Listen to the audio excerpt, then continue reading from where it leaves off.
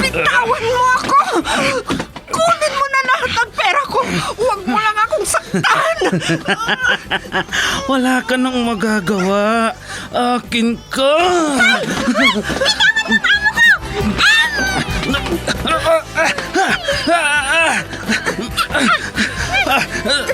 Sino kang pumulupot sa likod ko? Bumaba ka dyan.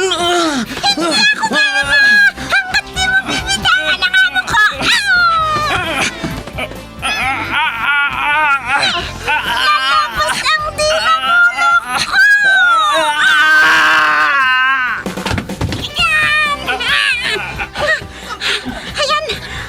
Natumba na siya, madam! Salamat, Pepita! Salamat! Super Pipita, ang balikbayan na OFW, survivor mula Iraq, palaban sa hirap at nakahandang magsakripisyo sa ikabubuti ng karamihan, kabilang sa mga naturingang bagong bayani ng bansa. Super Pipita, isang dula na kung saan inyong mapapakinggan ang iba't ibang pakikipagsapalaran ng isang OFW.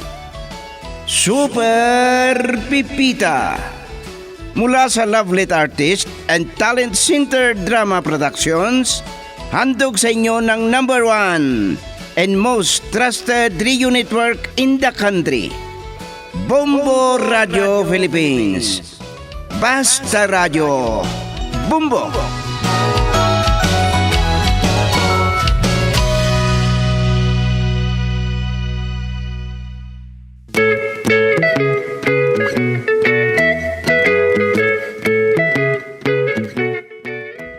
Ang nakaraan, narinig ni Pepita na nagsalita si Boboy pero hindi niya agad ito nakita. Sa pagkapatay ng cellphone ni Madyang, nakahinga ito ng maluwag at hindi na isturbo ni Bobby na maghapon. Kinabukasan, nakita ng ating bida na malinis ang kwarto ng mga amo at napansin ang mga libro sa ibabaw ng mesa ni Boboy. Dahil sa puyat, tanghali na ring nagising si Attorney Daguro. Nagulat na lamang siya nang sabihin ni Salvacion na kumuha na lang ng ibang abogado. Hindi na naitago ni Madyang ang kanyang kasupladuhan nang yayain ni Boboy na mamasyal. At ngayon, mga kaibigan, sa pagpapatuloy ng ating dulang pinamagatang Baby na Matanda, dito sa ating dula, Super Pipita!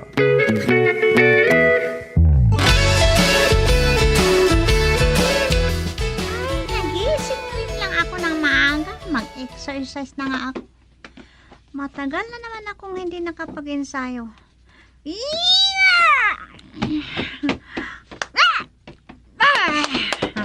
Bravo! Magaling! Ni Boboy. Gising na rin? Magandang umaga sa'yo, Boboy. Marunong ka pala magkarate. Pwede mo ba akong turuan, Ate Pepita? Ay, may alam din ako pero konti lang. Sandali lang ha. Ipagtimpla kita ng kape mo. Hindi naman ako nagkakape. Gatas lang ako. At si Mami ang nagtitimpla. Ay, talagang baby lakay ito. Ay, bibing matanda. Sige, Pepita. Turuan mo ako. Pero wag mong galingan ha. Para hindi mabali yung katawan ko. Ano kaya kung... ganito. Ano Ah. kaya kung ipaalam mo muna kay mami mo? Pero baka natutulog pa siya. Natatawa ko sa'yo, Manang Pepita. Pati ikaw, ginagawa mo akong babing matanda. Porkit maliit ako na parang duwende at pangit pa. Ikaw naman. Wala akong sinasabing ganyan. O sige, gayahin mo lang ako ha. Turuan kita. O sige, Manang Pepita. Gusto kong maging karatista balang araw eh. Sige, ganito. Ganito. Dapat, ang kamay at mga paa Yan. Ganito. Yun. Gayahin mo ako. Oh, sige. Oh.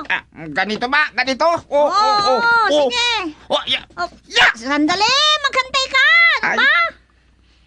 Ganito. Yeah! Ah, Ay, Nakita ba? naman. Galing mo, Ate Pipita. Ako din. Yeah!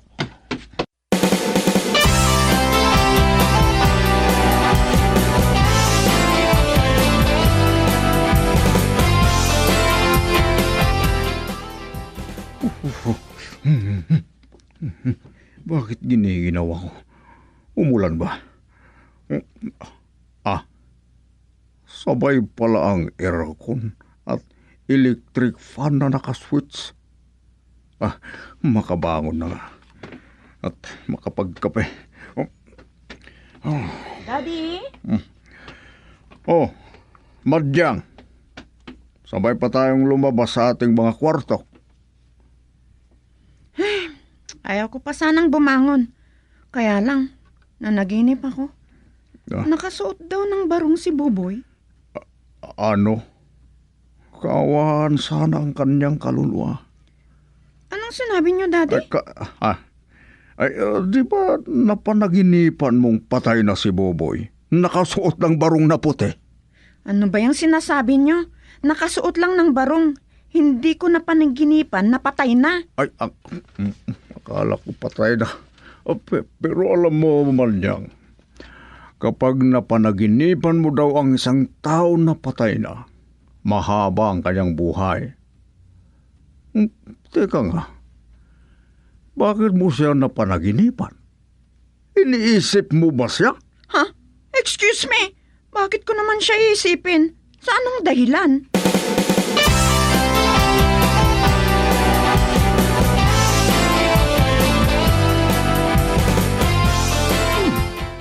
Si Pipita at Buboy yung nasa labas. Anong ginagawa nila? Nag-iensayo sila. Hindi ko akalain na marunong palang magkarate si Pipita. At si Buboy, nagpapaturo sa kanya. Ay, kayanin kaya ni Buboy. Samantalang, ang liliit ng kanyang buto at pati ang katawan niya.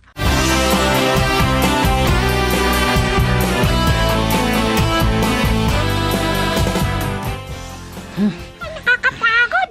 Kama na. Sa susunod na araw ulit. O sige, Ate Pipita. Pagod na rin ako. Susunod na lang na araw. At saka maliwanag na. Magluluto pa ako ng agahan. Tama mo na yan. Napagod ako, Mami. Mahirap palang magkarate. Kanina ko pa kayo pinapanood. Marunong ka palang magkarate, Pipita. Nakita ko nga kang nagkakarate si Manang Pipita. Kaya nilapitan ko siya, Mami. Ayun, nagpaturo na ako sa kanya. Para kung sakaling may manloko kay Madyang, ipagtatanggol ko siya.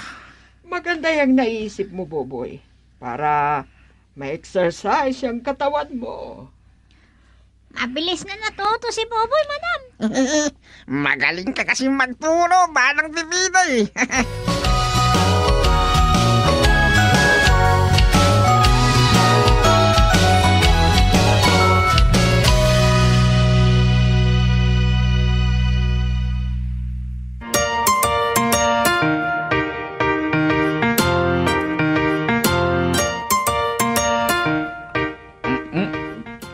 How?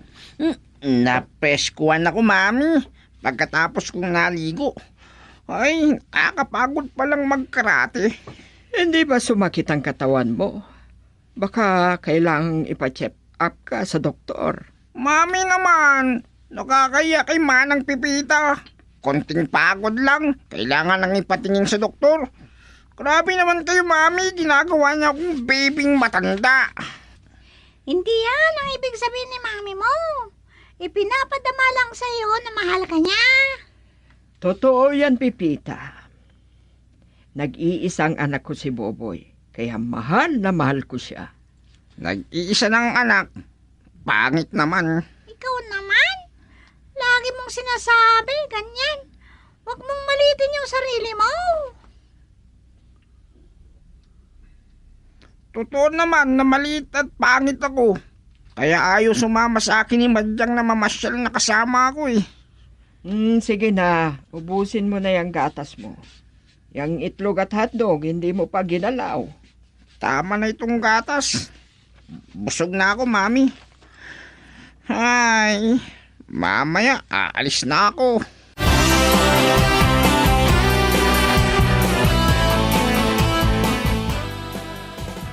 May lakad ba kayo, Papa? Kanina pa kayo nakaupo dito sa sofa. At saka nakabihis kayo. Wala akong pupuntahan ngayon.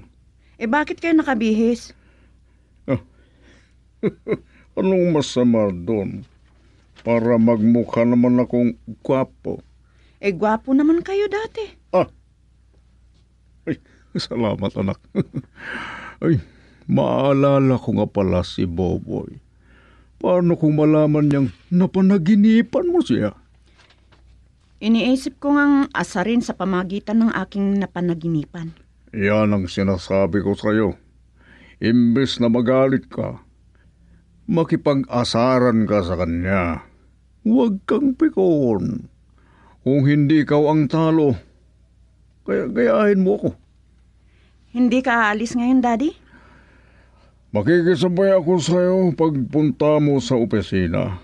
May pupuntahan pala ako. Sige, magbihis lang ako, Daddy. Sige. Baka hinihintay ako ni Salvacion.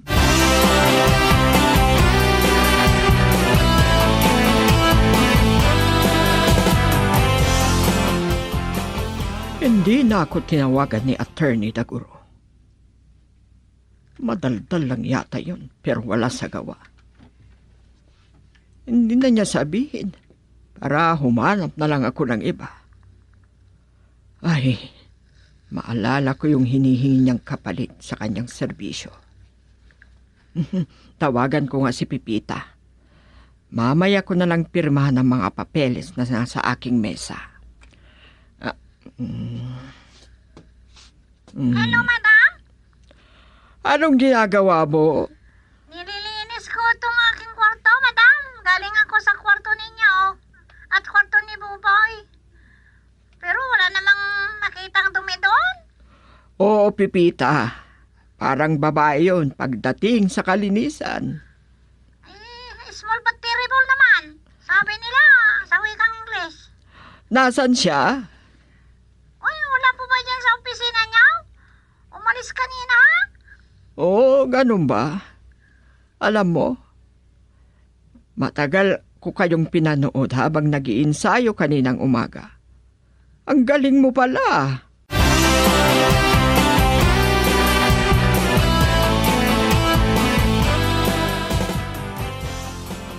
Mabuti at nandito ka.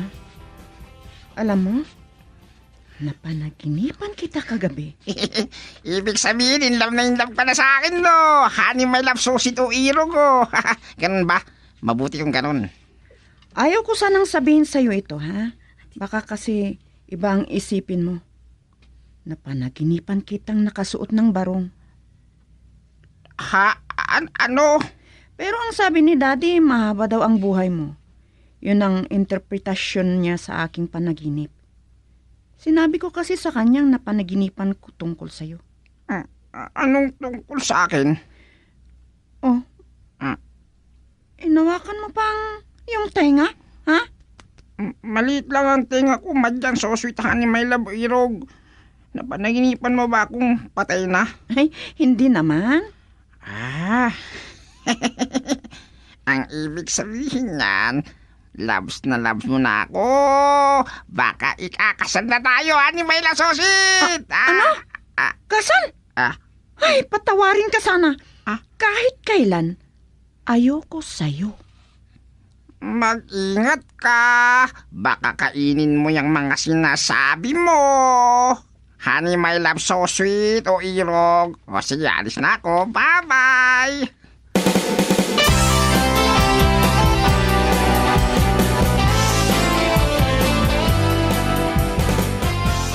tuwing umuwi ka dito sa bahay, nakasimangot ka palagi. Anong nangyayari sa'yo? Kwento ko kay Boboy yung tungkol sa napanaginipan ko. Ang interpretasyon ng daddy ko doon, mahaba daw ang buhay mo, kako. Oh, anong problema? Nakasimangot ka na agad. Tinanong kong patay na siya sa aking panaginip. Sabi ko naman hindi. Sabi naman niya, baka ikakasal na daw kami. Yaks! Anak ng ambisyosong nilang anak. Ay, oh, anong kasalanan ko doon? Bakit ka sumisimangot sa akin, iha? Ay, sinulsulan niyo akong inisin siya. Pero hindi ako makapagtimpi. Uminit ang ulo ko. Sinabi ko sa kanyang ayaw ko sa kanya. Tapos ang sagot niya, makakainin ko daw ang sinabi ko. Ay, Papa! Ang kapal talaga ng baboy. Ay, Boboy na yan. Sa ganda mong yan, babagsak ka sa isang maliit na tao na pangit.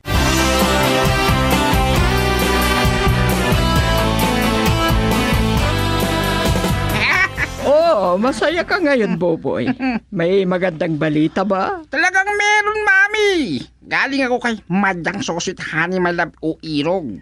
Ikinuwento niya yung tungkol sa panaginip niyang nakabarong daw ako. Ano? Ay, masamang pangitain yan. Huwag kayong mag-alala, Mami.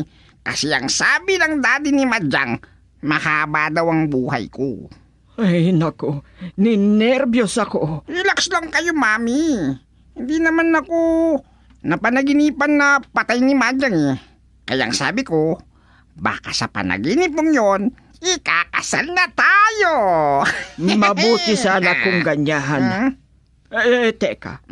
Anong sabi ni Madyang sa'yo noong sinabi mo yan? Patawarin daw. Pero tumawa na lang ako.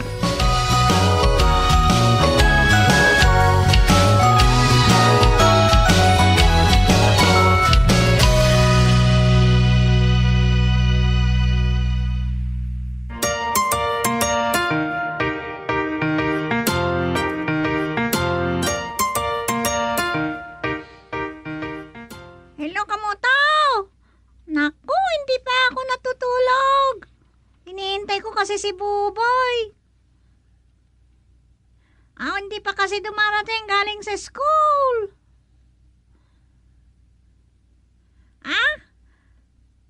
Ay, meron. May estudyanteng ganitong oras dito. Oo, panggabing klase. Ay, hindi ko alam ang kurso niya. Hindi ko tinanong. Hindi naman na kasi ako nagtatanong. Ay, si Mrs. Di Matawaran, kamaw?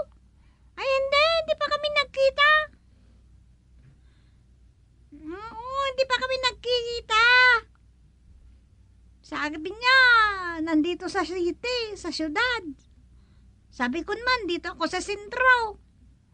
Wala na siyang tawag.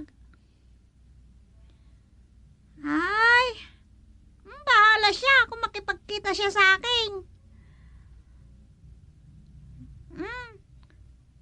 Oo. Sige na, Kamuto. Matutulog na ako. Maaga akong gigising bukas. Ay, naantog na ako. Bye.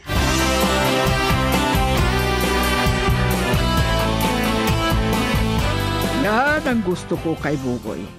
Kahit pinapahiya na siya, sige pa rin. Hindi tumitigil sa panliligaw. Matyaga siya masyado. Ang tiyaga niya manligaw. Tapat talaga ang kanyang pagmamahal, madam. May biyaya daw sa mga taong ganyan. Pero kung ako lang masusunod, kalimutan na sana niya ang babaeng yun. Ano ang mapapala niya sa ganong klaseng babae? Mami, si Madang yata ang pinag-uusapan niyo ni Manang Pipita. Ay, Buboy, nandyan ka na pala. Maganda siguro si Madyang Ay, talagang maganda. At alam ko na, kung ayaw niyang sumama sa akin, na mamasyal, iimbitahin ko dito sa bahay. Anong sa inyo, Mami, ha? Okay ba? Oh, maganda yung naisip mo, Boboy. Matagal mo nang naikwento sa akin. Pero hanggang ngayon, hindi ko pa nakita ang madyang na yan.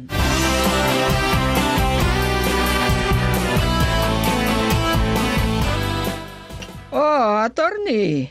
Naalala mo akong tawagan. Kumusta na? Kaya nga tinawagan kita. May oras ka bang makipagkita sa akin mamaya? Oh, sige. Makita tayo sa isang restaurant. I-chat ko na sa'yo kung saan. Marami pa kasi kaming gagawin ngayon ng aking anak. Parang ngayon ko lang narinig ang tungkol sa iyong anak. Siguro kasing ganda mo. Lalaki ang anak ko. Ah? Maraming ang namiminta sa kanya. Pero para sa akin, siya ang pinakagwapo at pinakamatangkad. Kala ko babae, lalaki pa. At dapat lang na ipagmalaki ang ating mga anak. Pareho pala tayo. Iisa din ang aking anak. Magandang dalaga. Oh, sige. Mamayang tanghalian na lang. Marami pa akong pipirmahan. Mami, si attorney yata yung kausap mo, ah. Oo. Magkikita kami mamayang tanghali. Ganon ba? O sige, sasama ako sa inyo, Mami. Gusto ko siyang makausap. Magpapaturo ako sa kanya.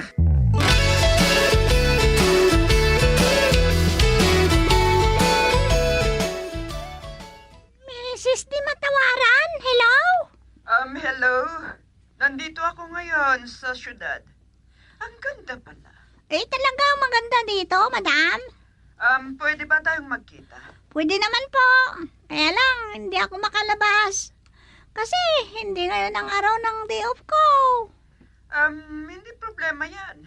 Ako na lang ang pupunta dyan sa bahay ng amo mo. Sabihin mo na lang ang eksaktong address. Sige po, madam. Ipapadala ko sa'yo ang address ng amo ko.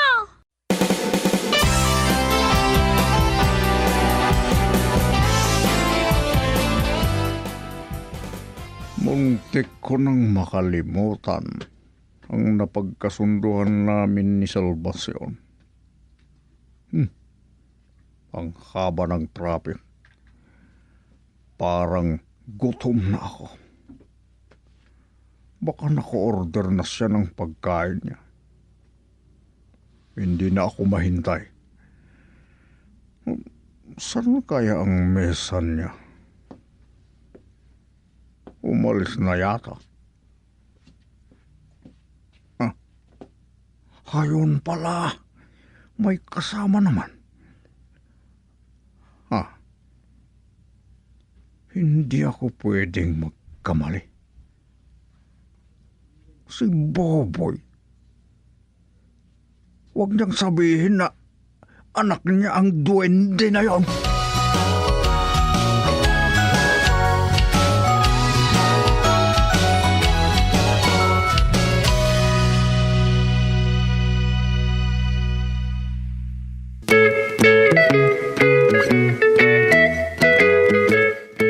Ano pa ang susunod na mangyayari? Pakinggan bukas ang karugtong ng kwento na pinamagatang Baby na Matanda. Dito sa ating dula, Super Pipita. Mula sa Lovelet Artist and Talent Center Drama Productions, inihahandog sa inyo ng #1 and most trusted source of news and information, Bombo Radio Philippines. Basta Radio, Bombo!